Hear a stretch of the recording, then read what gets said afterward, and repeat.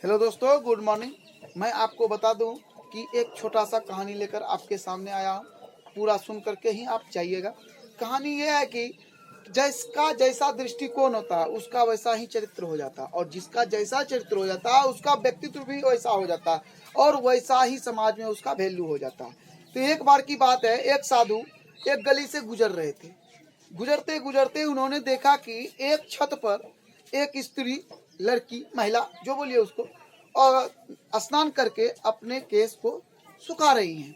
तो उसे जब सुखाते हुए बाबा ने देखा, तो बाबा ने उसको जब देखा तो देखते रह गया, और ऐसे देखते रह गया कि मतलब नजर ना हटाया, देखते रह गया। तो लड़की ने उसको देखा तो फिर सोचा भाई बाबा हमको क्यों देख रहा। फिर उसने देखा तो फिर देखते ही रह गया।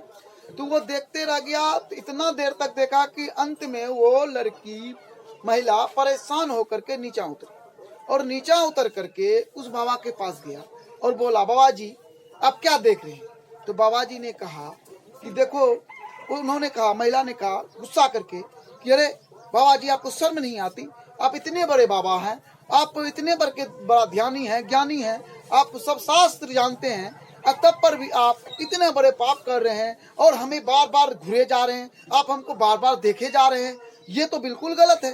तो उन बाबा ने कहा, देखो बेटी, हमने तुमको नहीं देखा, हमने तो ये देख रहा था कि तुम कितनी सुंदर हो। जो इतनी सुंदर हो तो जिसने तुमको बनाया, तुम अगर इतनी सुंदर हो तो जिसने तुमको बनाया वो कितना सुंदर होगा। हम तो यही सोच करके मंत्र मुक्त हो गए और भूल गए सब कुछ कि हम कहाँ पर हैं, हम उनके बारे में, हम उनकी प्रतिमा को सोचने लगे। तो इस तरह से मैं आपको बता दूं कि ये जिसका जैसा दृष्टिकोण होता है उसका वैसा ही सोच और वैसा ही चरित्र होता है।